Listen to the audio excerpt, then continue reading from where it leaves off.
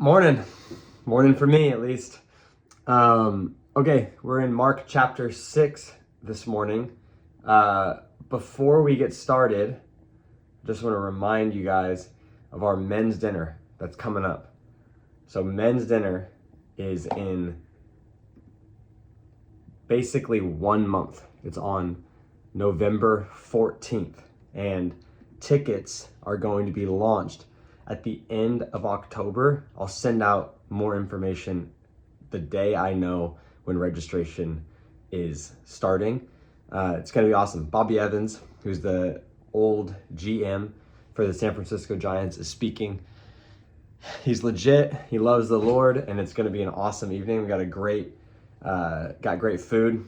Got these guys who do like rotisseries and ribs coming out for you guys. So it's going to be awesome. Anyway, so Mark chapter 6, that's where we are. Mark chapter 6, and familiar story, but let's get in it. So it's Mark chapter 6, John. Wow. Mark chapter 6, starting at verse 45. It says this: Immediately, Jesus made his disciples get into the boat and go on ahead of him to Bethsaida while he dismissed the crowd. So pause, a little context.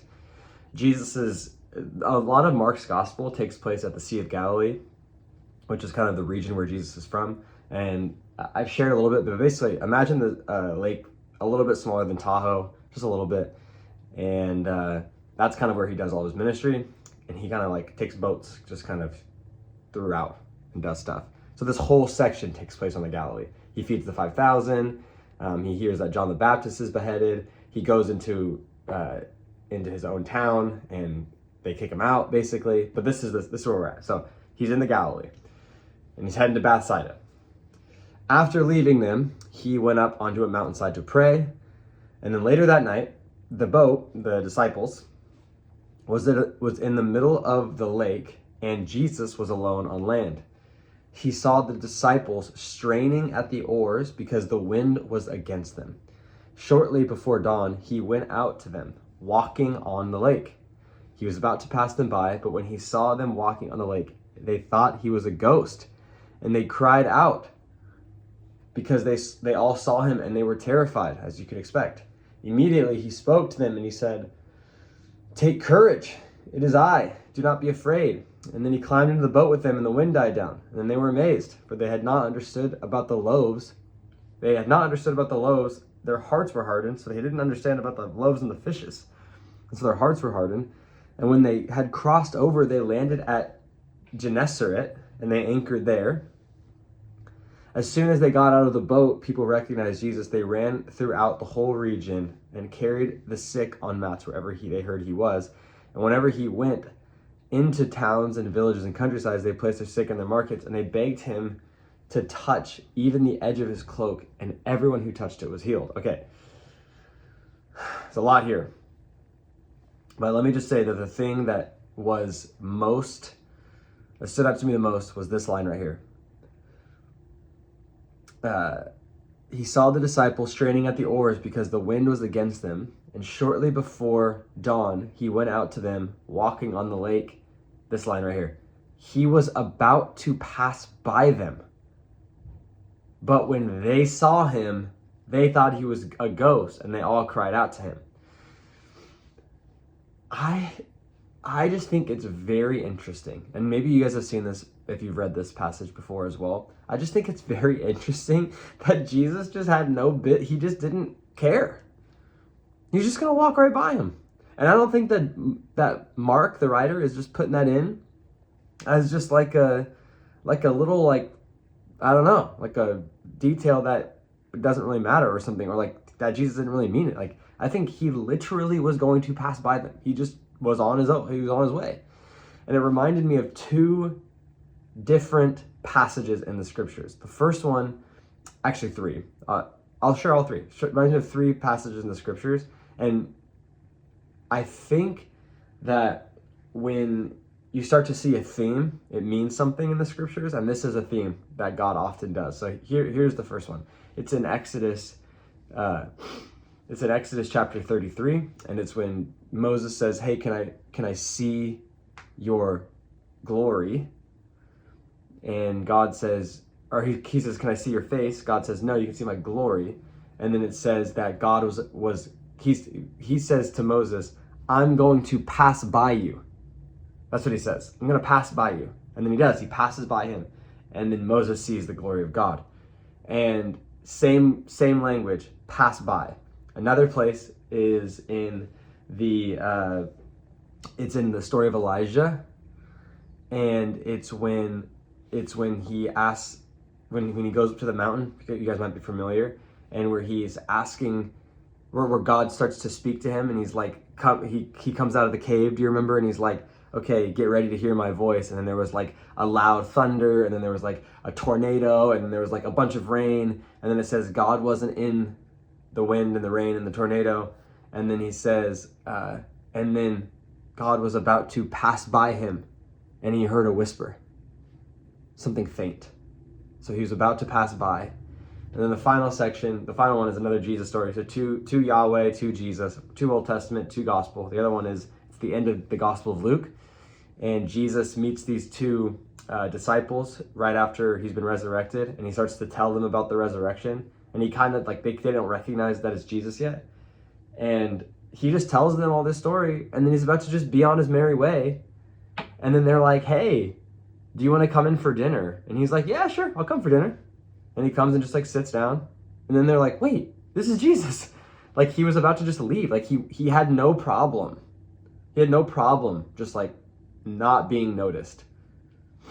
And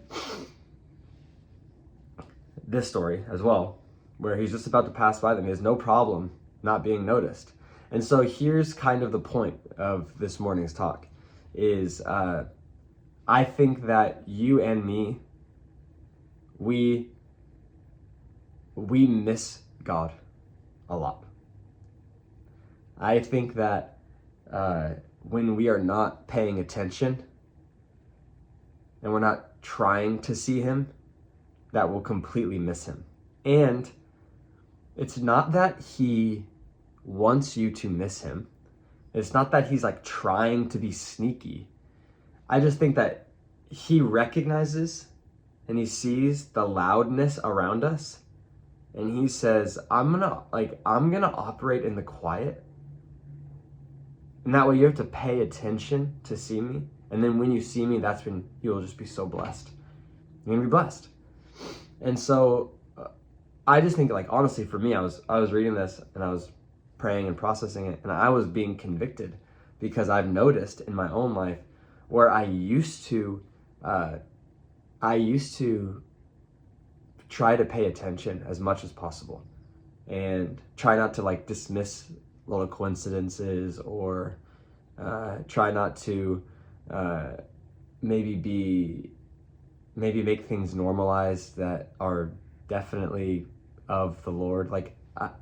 I noticed that now, I used to try to pay attention, and now I've just kind of just been okay with just my own present reality being, in the dimensions that I see it. And I feel like God just was whispering to me, you're missing out on a lot of stuff that I'm doing. You're missing out on a lot of stuff that I'm doing. You're missing out on a lot of blessing. You're missing out on a lot of miracles. You're missing out on a lot of beautiful moments where my spirit is at work. And it's just because you're ignorant. That's basically what I felt like the Lord told me. You're ignorant to it. You're blind. You're not looking for the whisper. You're not looking for the ghost that's about to pass by. You're not noticing the person who's talking to you. I mean, there's this one passage in the book of Hebrews. I don't know why this one always haunts me, but it says be ready to offer hospitality to strangers, because you never know if you're serving angels. It's what does that mean? What do you mean you never know? What do you mean? If I'm having someone over for dinner, I don't know if they're angels or not. Aren't they living human beings? And it's oh, so there's this that's what it shows me. And I'm not going to do a whole deep dive on that verse, but what it shows me is that there's a dimension, there's a reality that I have no idea about. I don't know. And so for me, I need to be somebody, and we all do, need to be people where we just need to be paying attention. And I think the best way to do this is when we wake up in the morning and like you do your little morning quiet time, whether you spend 30 minutes and you're like all in, or whether you're in your way to work and you listen to Lectio Divina, or whatever you're doing for your little morning quiet time, you should. Like, what if you just took one moment of that prayer and just said, Lord, do not pass by me today without me noticing you. That's it. Like, I want to see you move, God. And then as your day goes on, just be looking for those little moments where God is working and moving, and he's shifting atmospheres, and he's shaping people, and he's changing the way that people see things. He's changing you, he's changing your heart. Like, look and be amazed at what God is doing. All right, guys, that's it. I hope this blesses you, and hope it's convicting to you, that you would just be diligent and be paying attention to him. All right, see ya.